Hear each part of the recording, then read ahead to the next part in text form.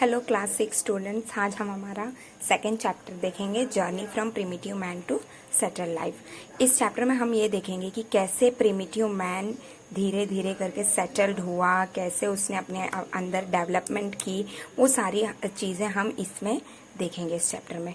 First क्या देखेंगे हम? Primitive man nomadic life. Primitive man means people of very old time. Approximately 20 lakh years ago he led a nomadic life and spent his time by hunting. This stage of humans is called hunter and gatherers. He used to gather his food by hunting animals like deer, fishes and birds. Other than this, they collected roots and fruits for their food. जो primitive man है वो बहुत ही पुराने time से है। Approximately 20 lakh year पहले की बात है। उन्होंने जो नॉमैडिक लाइफ लीड की थी, वो लोग मोस्टली अपना टाइम किस में स्पेंड करते थे? हंटिंग में, शिकार करते थे वो लोग।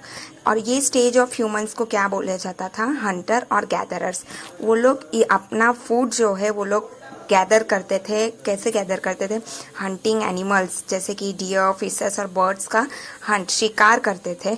और वो लोग कौन सा, और अपना जो भी रूट्स था, फ्रूट था, वो सब वो लोग गैदर करके रखते थे अपने फूड के लिए। It was not that easy. Sometimes wild animals attacked them. Moreover, some of the animals were fast in running, so it was not easy for primitive man to catch them. Thus, primitive man used to wander from one place to another in search of food. Thus, he learned which fruit and roots to eat and which not to eat, as many of them were poisonous. अब ये बहुत easy नहीं था। कभी कभी कुछ animals जो थे वो उन्हें भी अटैक कर देते थे वापस मैन को। तो इसके वजह से, और कुछ एनिमल्स ऐसे थे कि जो बहुत फास्ट थे रनिंग में, तो प्रिमिटिव मैन बहुत आसानी से उसे पकड़ नहीं पाते थे। तो इसी वजह से प्रिमिटिव मैन को अलग अलग जगह, एक जगह से दूसरी जगह ट्रैवल करना पड़ता था सर्च ऑफ फूड के लिए। खाने के लिए उन्हें एक जगह से दूसरी जगह जाना पड़ता था। और इसी से उन्होंने कुछ सीखा था। ये क्या सीखा था? कि सारे फ्रूट्स और रूट जो है वो नहीं खा सकते। कुछ रूट ऐसे थे जो पॉइसनस थे, जो नहीं खाए जा सकते थे। Animals like deer, sheep, goat were easy to hunt, so primitive man used to wander from one place to another in search of them. Animals जैसे कि डियर, शीप, गोट, ये सब इजी से वो लोग हंट कर सकते थे। वो वापस इन्हें नहीं अटैक करता था, इसलिए इन्होंने उनके सर्च में जाकर हंटिंग करने की स्टार्ट की। Moreover, water being essential for life, they used to settle near the sources of water. और वाटर जीने के लिए बहुत ही जरूरी चीज़ है। तो इसी कारण से वो लोग कहाँ ज़्यादातर सेटल हुआ करते थे? जैसे कि जहाँ पानी इजीली मिले वैसे जगह पे वो लोग सेटल हो जाते थे। Places of human habitation of primitive man in India. अब हम देखेंगे कि इंडिया में कहाँ कहाँ प्रिमिटिव मैन पहले सेटल हुए थे। Archaeologists, anthropologists and historians have together found out many places of habitation of primitive man. Along with it, they also found out information about implements used by them. They used implements and weapons made of stone and wood. Sometimes they even used implements made up of bones. Since the lives of the hunter, gatherer and wanderers are associated with stone technology, this time is called Paleolithic.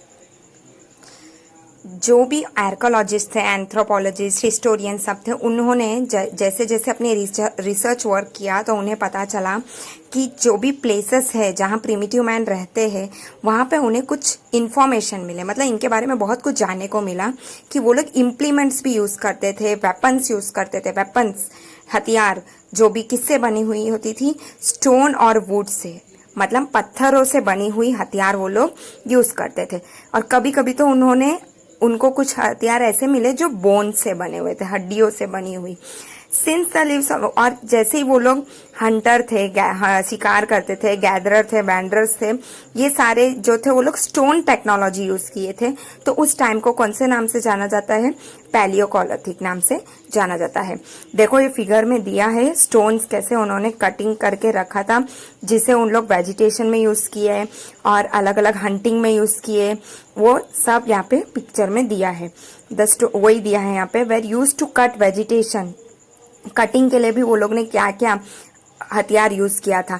And to scrap the skin of animals, animals के skin को निकालने के लिए वो लोग ने ये हथियार यूज किया था।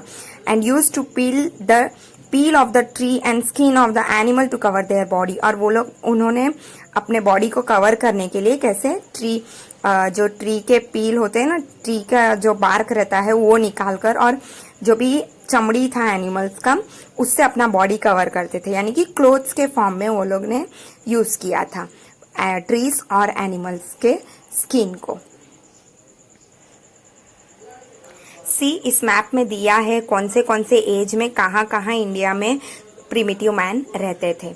मैप में देखोगे तो तुम्हें पता चल जाएगा कि कहाँ प्रिमिटिव मैन रहते, पता चल जाएगा कि कहाँ प्रिमिटिव मैन रहते थे। कुछ प्लेसेस में बताया है कि कौन से जगह पे वो लोग रहते थे। They prefer to stay in good and large places where stone wood and water were found. वो लोग कैसे ऐसे जगह पे रहना अच्छा पसंद करते थे जहां पर ज्यादातर उन्हें स्टोन मिलता था, वुड मिलता था और पानी भी इजीली मिल जाता था। They lived in natural cave to protect themself from rain and wild animal. Natural caves means naturally जो भी गुफा थे उसमें वो लोग रहते थे ताकि बारिश से भी बच सके और दूसरे वाइल्ड एनिमल से वो अपना रक्षण कर सके। Several such places have been found in Vindhya mountains in central India. ऐसे प्लेसेस कहाँ पाए गए? सेंट्रल इंडिया में विंध्या माउंटेन्स के यहाँ पे पाए गए। Such type of places have also found in the region around Narmada river के पास भी पाए गए। फिर भीमबेटका मध्य प्रदेश में भी ऐसे जगह मिले जहां पहले के इंसान रहते थे, वो ट्रेसेस मिला। Which was an excellent place of human habitation.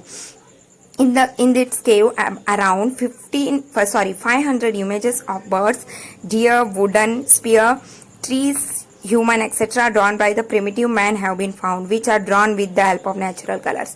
अब हमें कैसे पता चला कि वहां पे वो प्रिमिटिव मैन रहते थे? तो वो जो अपना एविडेंस जो भी हमें मिला है, जो इन्फॉर्मेशन मिला है, जैसे कि उन्होंने केव्स में पेंटिंग बनाई, अलग अलग पेंटिंग बर्ड्स के, और कितने 500 images of birds, deer, wooden spear, trees, human, सबके उन्होंने पेंटिंग्स बनाए थे। तो वो पेंटिंग से हमें पता चला कि यहाँ पे भी प्रिमिटिव मैन लोग रहते थे। और उन्होंने वो पेंटिंग्स किससे बनाई थी? नेचुरल कलर्स की मदद से बनाई थी। ये पिक्चर में दिया है केव ऑफ भीमबेटका, जो पुराना केव है जहाँ पे वो पेंटिंग्स मिले। Discovery of fire and wheel and their uses. अब इसमें हम देखेंगे कि कैसे व्हील और फायर, आग का डिस्कवरी हुआ। वो जो पुराने मैन थे वो लोग ने कैसे डिस्कवरी किया और उसे कैसे यूज किया। Ruins of ashes found in the caves of primitive man in Kurnool in South India indicate that they were familiar with fire. अब जो भी एशेस जो जलने के बाद बचा रहता है ना, राख, वो हमें कर्नूल साउथ इंडिया में मिला। तो इससे हमें पता चलता है कि वो टाइम पे भी लोग फायर का यूज करते थे। As per historians approximately 11,000 year ago human started using fire. अब आर्कोलॉजिस्ट क्या बोलते हैं, हिस्टोरियंस क्या बोलते हैं कि 11,000 ईयर पहले से ह्यूमन ने फायर को यूज करना स्टार्ट किया था। Use of fire had revolutionised their life because with their settlement. वो लोग व्हीट, बार्ली सब भी खाते थे और फ्रूट और फिशेस जो भी थे उनके आसपास वो भी वो लोग खाने लगे। He lived in houses made of mud. कैसे हाउसेस में रहते थे? जो मड से बने थे, thatch and other such material. He did agriculture, he made farming implements of stone which include spade, chisel and sickle. Spade, chisel and sickle तुम लोग ने देखा होगा कि वो फार्मिंग में यूज होता है, कटिंग सबके लिए, जो पत्थरों से बना हुआ होता है। The following table show us the places in India where grain, shelter, weapons and remains of the animal have been found. इस टेबल में से तुम्हें पता चल जाएगा कि ये सारी चीजें मिली थी कौन से प्लेसेस में। प्लेसेस के नाम दिए हैं, रेफर कर लेना, तो इससे हमें बहुत कुछ इंफॉर्मेशन मिल जाएगा। We get information about their human settlement and cattle rearing from places like Burjam, Gulfkhal, Hurangi, Mehrag, Langraj and Bhimbetka, which were discovered by our archaeologists. ये सारी प्लेसेस कौन डिस्कवर्ड किया? हमारे आर्कोलॉजिस्ट ने डिस्कवर्ड किया, जहां से हमें पता चलता है कि कैसे लाइफ रहते थे। देखो मेहरगढ़ का यहाँ पे पिक्चर भी दिया है, जो अभी फिलहाल पाकिस्तान में है। From places such as Mehergarh, and Inamgaon, we even get information about their houses and farming. They used to grow grains like barley and bajra भी वो लोग ग्रो करते थे। और इस जगह से हमें उनके हाउसिंग सिस्टम के बारे में भी डिटेल्स पता चलता है। Sharp stone implements have been found from place like Mehrgarh and Inamgaon. This might have been used for farming. Sharp stone implements, जो भी वेपन्स मिले, उससे ये पता चलता है कि वो लोग एग्रीकल्चर में ये सारी चीजें यूज किया है। महर may be considered to be the oldest village of ancient India. Ancient India का सबसे पुराना ओल्डेस्ट विलेज माना जाता है महरगढ़ को। You see Mehrgarh in the map.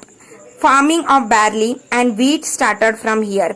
Wheat और बार्ली का फार्मिंग यहाँ से ही स्टार्ट हुआ था। They reared sheep and goat, sheep और गोट वो पालते थे।